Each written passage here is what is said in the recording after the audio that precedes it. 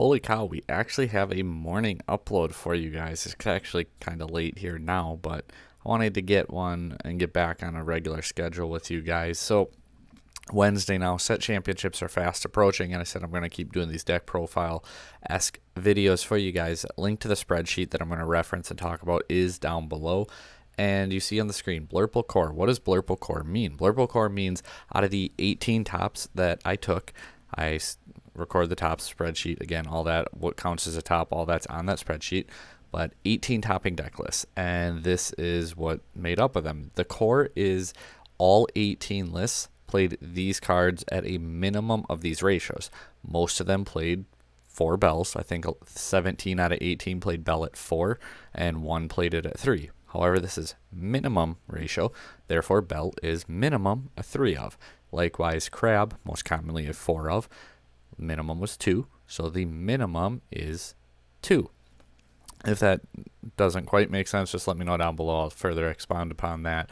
But essentially, if you're going to build Blurple, you want to put these 30 cards into your deck, and that's your start. You get 30 more cards to build in tech spots, to increase ratios, to try out other things. And if you don't want to play these 30 cards, you don't have to, because at one point, Bell was a mandatory 4 of until someone played 3. Genie was a 4 of until someone played 3. Hades was a 3 or a 4 of until someone played 2. So just because they're at these ratios doesn't mean you have to play them at it. It just means that the majority of people doing well with the deck are playing them at those ratios. So what if we look at cards that were played in at least 50% of these tops, meaning 9 out of 18, and what ratios are they most commonly played at? So this is minimum right here. Now we're going to look at most common. So now that we're into the most common ratios, these are all cards that were played in at least half of the topping decks and the most common ratios. I was actually going to say I did fix it. So I was going to say the one mistake is Bell was a 4 of, not a 3 of, but it is 3 being over here the 5 cost Bell. I do have the correct image. I had it wrong in the spreadsheet, but it is corrected at this point now. So I'm glad I didn't make that mistake. Didn't even need to say it, but hey, we do this raw right off the top. One cut. We don't edit. Maybe we should start. But anyway, so the most common ratios we see are Chernobygs, Diablo, and Popsicle on turn 1. Those are all 4 ofs most commonly. You don't have to play all 12 of them, but most commonly, that's what you end up with. The other 2 decks that we did this with, I think we ended up with 64 and 65 card counts. This one's actually 57, so we come in a little bit below it. And I do want to put that asterisk there once again, because sometimes it's the tech cards that win you these events. It's not just take the most common cards, play it. You'd probably do pretty well because they're good cards, that's why they're commonly played, but sometimes it's that differentiating card that pushes you over the top. And we'll talk about that when we get to my deck list, that if I play it this weekend, it's the deck list I'm going to play. I've said it a few times, I'm between Blurple, Steel Song, Purple Steel, and I think Green Purple's kind of falling out of favor. I think I'm narrowing it down to those 3 decks. I don't know which one I'm going to play yet. I really, really don't. I think all 3 of them have fantastic chances to at least get a promo and make a push for the top card, or the top cut playmat, sorry. And we'll see what happens. But of those 3 decks, I do plan on playing one of them unless something absolutely drastic happens and changes. And hopefully we can get our promo the first time around, and then I'm just going to grind Mushu until we top with it a couple times, because I love the Mushu deck, and once we get our promo, I don't need to collect a whole bunch of them to sell them. I like to have fun. I want one for the collection. If we get more, we'll see. We'll see what we do with them. But in turn 2, so turn 2, Snake has pretty much fallen out of favor with the deck. It has played, but it's pretty well below 50%. Instead, you're just hard going for either more 1-drops or Tipo or Sail. You really, really, really want to hit that ramp on 2, so maxing out the Tipo and the Sail. Into your 3 then, which a lot of time if you hit your ramp, you actually go to 4 ink, so 3 is not quite as important, but you have the utility from your Foxes and your Crabs. Fox, surprisingly, is not mandatory in the deck anymore. I mean, nothing technically is. I mean, I would argue the ramp cards, Hades, are. But technically nothing's mandatory. Someone could top without any one of these cards, and then it would change everything. But Fox and Crab, I think, offer way too much utility with the deck, being able to go on the draw, and in addition, being able to deal with your opponent's boards, because this deck lacks removal, so that's something that the deck really could use in addition. So Fox and Crab, I really do like in the deck. And then Bell. Bell not only can sing your friends on turn 2, not only is a 3/3 body to turn off Flynn, it's a big body to go after like those aggressive decks. If you hit it, you play your Popsicle, you draw a card, you pop your Popsicle, you play your Bell. It's a great turn 1, and again, then turn 2, you can come back and sing your friends, hit your ramp more likely, more consistently. So the Bell, we have seen, like I said, 17 out of 18 playing her at 4, so very, very popular to be played at 4. Genie and Goat, kind of the go-to 4-drop cards that we've been seeing. And then the Healing Bell, or moving damage, I should say, not truly healing. 2 and 3. It was an even split between 2 and 3. Personally, I think 3 is probably the better number out of the 2 if you have the space. One big thing about this deck, I think space is very, very tight. And we see that with a 30-card core, but a 57-card common ratio. So I think that just shows how tight the deck is, and we're going to talk about some tech cards here in a second that you can fill in those extra spots. And then again, going over my deck list and what I would do and why I would play certain cards. Elsa and Hades, really common to be at 4. We already mentioned Azurite. Consistency, not just because of discard, but just overall consistency. You're ramping, you get a lot of ink to be able to play your turns out. So being able to draw 3 cards off your Finders Keepers is incredibly strong. And then you also have your friends on the other side. I think Finders Keepers being played in the deck now is part of why we're seeing less 1-drops too, and even just that Popsicle coming in. And it's not a super aggressive format where you necessarily need that board presence turn 1 neither. So I think those are a couple tilting factors as to why the deck is shaping up the way that it is. If we look at tech cards, so these cards, ignore the ones. These are just cards that are also seeing play. We see both Peter Pan and Peter Pan's Shadow being played. Peter Pan giving all of your evasive characters rush. The Shadow giving all your rush characters evasive and questing for 2, but it does cost 1 more. They're both clean answers for like a Diablo. And in addition, I do like Peter Pan more because Peter Pan works in tandem with Genie and Iago, giving both of them rush. So if you play your Peter Pan and you come back the next turn with Iago, your Iago can rush into something, and that's a 4/6 body. That's something you have to worry about. So if you're playing Pan, I would play Iago personally. When I was building the deck, those two were in the deck for a really long time. I think they were some of the final cards I ended up cutting. But I think if you play Pan, play Iago. I would definitely put those two hand in hand together. Anna Icebreaker, both with support and also being able to freeze an opponent's card. Questing for 2, she saw a little bit of play. Rabbit. Who would have thought Rabbit's going to find his way out of the deck? Finders Keepers came in, and it's inkable, and draws 3 cards guaranteed. That's a big reason why Rabbit found its way out. And also with Snake, which Snake should be on here, by the way, Madam M Snake. She's not in here, but she should, so that's my bad on the imaging. Snake should be on there, and without Snake, Rabbit loses a little bit of that extra bounce utility, so I understand why less people are playing it, and I'm also not playing it, so I really understand why people aren't playing it as often. The Queen, just kind of a tech card. I liked her before the bans. I liked her a lot after the bans. I'm not quite sold on her.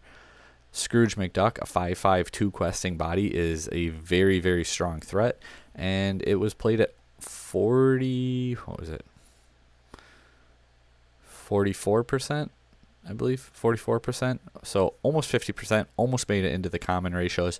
However, it's here after all. Baymax Armored Companion, unlike Bell that we said heals, which actually moves damage, this card heals the damage, and then you get the lore for it in the process. A couple people playing some of those Baymax companions. Gaston, a crazy consistency card. You have your Cusco dealing with locations. You really got to respect locations right now. So many decks are on locations.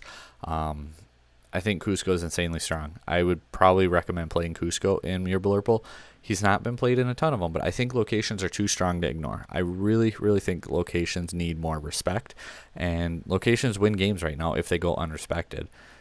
Crab seeing some play in these decks, which I don't quite agree with, but I understand it. Just being able to recycle those popsicles, get the additional consistency and draws from it, I get it.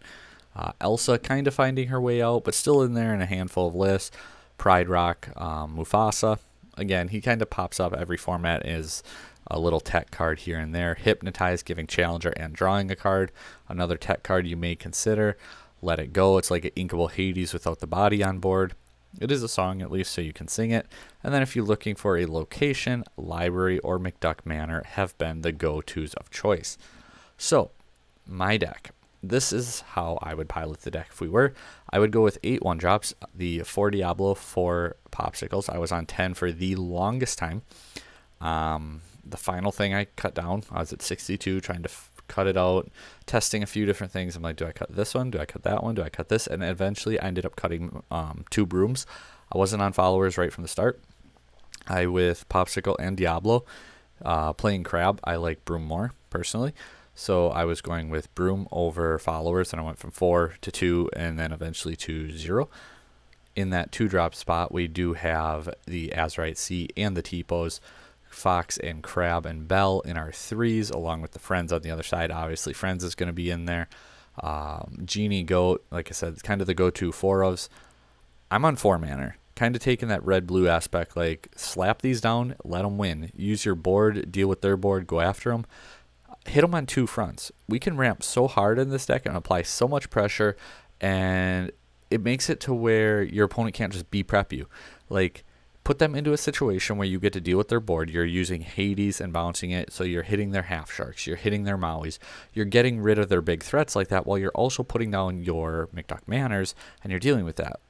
With it that way, you're not allowing them to just put on a location, B-prep your whole board, and now you're kind of SOL because you don't have a board, you don't have locations, you don't have anything like that. So I think 4 mana in this deck is absolutely insane. It's been putting in so much work. 2 Bell, 4 Elsas. Like I said, 2 Cuscos has been crazy good. 4 Hades too. Nothing there I would change. 3 Finders Keepers, the 4 Azurites. 2 All Is Found. So one way you can go about this, especially into your slower matchups, you can either go hard aggressive and try to win really fast that way, or into like matchups like that, right? Otherwise, you can go like turn 1, whatever. Turn 2, hit your ramp, so you go to 3 ink.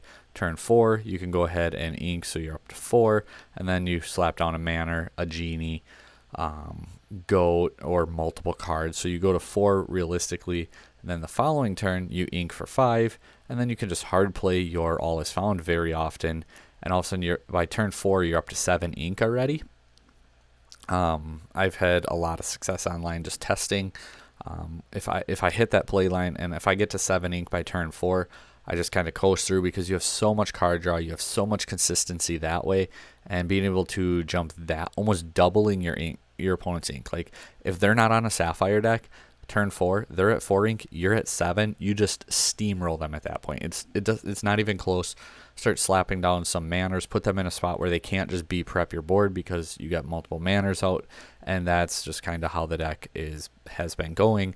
Definitely something that like DKP style of red-blue was doing, kind of inspiring that a little bit here, whereas we don't have quite the removal that deck would have, but we have overwhelming consistency and resource management. So kind of a similar but very different at the same time approach to a Sapphire deck. But overall, I've been super, super happy with it. The things that I guess when I built the deck, like right away I knew 4 mana were going in. Like that was no question. 4 mana. The Tipo and Azurite were both going to be in there at 4-ofs. Wasn't going to hesitate or question on that. I was like, your Friends on the other side, that's a 4-of. Finders Keepers, I'm like, at least 2. We'll see how it goes. Cusco, I knew I wanted 2. Also 4-of right off the bat. I knew Genie and Goat were going to both be in there. I didn't know exactly which ratios or playing around with Rabbit. I was really reluctant on the Bell Popsicle package. Everyone's on it. Everyone's telling me to do it.